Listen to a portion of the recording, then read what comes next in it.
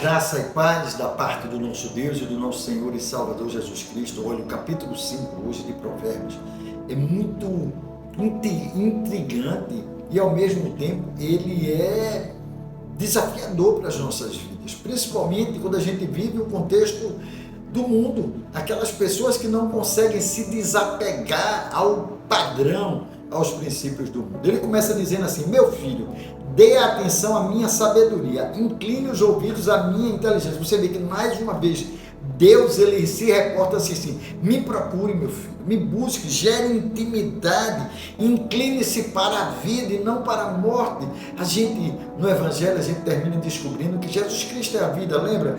Vou ler lá em João capítulo 14, verso 6, diz: respondeu Jesus, eu sou o caminho, a verdade e a vida, ninguém vem ao Pai a não ser por mim. Então é esse discernimento, é esse conhecimento, como ele diz no verso 2, para que você conserve o discernimento e para que os seus lábios guardem o conhecimento. E aí ele no verso 13, ele vem com a palavra de exortação, exatamente trazendo um alerta. Olha o que ele diz: porque os lábios da mulher imoral destilam mel, e as suas palavras são mais suaves do que o azeite, mas o seu fim é amargo como o fel e cortante como uma espada de dois gumes. Muito cuidado com o prazer da carne. O prazer da carne nos leva a experiências imediatas, mas curtas, pequenas, mas com a dor profunda de morte, morte e inferno, perdição eterna. É essa a realidade ao qual o escritor de Provérbios, inspirado pelo Espírito Santo, traz. Olha, o fim é amargo como o fel e mais cortante do que uma espada de dois gumes. Então, o que é que eu e você precisamos fazer? E ele logo em seguida ele diz: os seus pés descem para a morte e os seus passos conduzem ao inferno. Ela não faz plano a vereda da vida, anda errante em seus caminhos e não sabe. E agora, meu filho, escute o que eu digo, e não se desvie das palavras da minha boca, saber ouvir a voz de Deus. Você tem escutado a voz de Deus? Aí você vai dizer: pastor, não sei como escutar. Eu quero lhe dizer, a voz de Deus você escuta ouvindo a palavra, lendo a palavra, louvando, orando, entrando na presença de Deus, no secreto com Deus, vigiando e orando, tendo exatamente o fruto do Espírito em seu coração. Deixa eu ler para você aqui Marcos capítulo 8, número 36. Olha que vai dizer para mim e para você: pois que adianta o homem ganhar o mundo inteiro e perder a sua alma? Essa é a proposta, de que adianta você sair louco por esse mundo, nos prazeres desse mundo, quando o fruto do Espírito diz que nós devemos ter domínio próprio. A gente precisa se dominar aos prazeres da carne.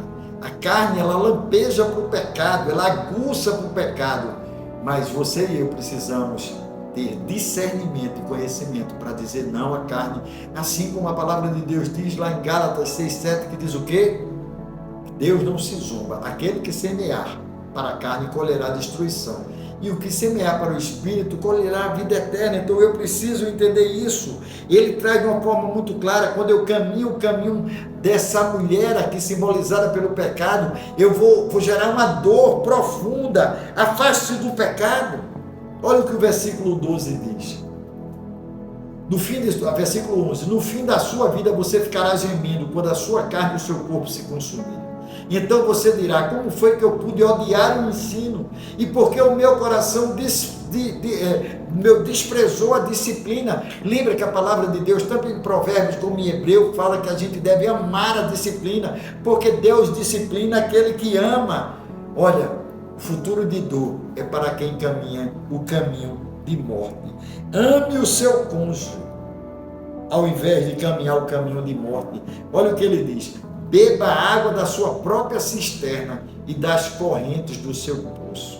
É muito lindo isso. Por que você derramaria as suas fontes lá fora e os seus ribeiros de água pela praça? Que sejam para você somente e não para os estranhos que estão com você. Aí seja bendito o seu manancial e alegre-se com a mulher da sua mocidade. Que maravilha! Viver a graça do casamento, viver a graça, porque o adultério é a pior das dores de uma relação. A imoralidade gerada é exatamente em busca de um prazer momentâneo. A minha casa e a sua casa deve ser lugar de bênção. E aí, verso 20 e 21, ele diz: meu filho, olha, intimidade novamente, por que você andaria cego atrás de uma estranha e abraçaria os seios de outra? Porque os caminhos do homem estão diante dos olhos do Senhor, e ele considera todas as suas veredas. Deus é o nosso lugar de bênção.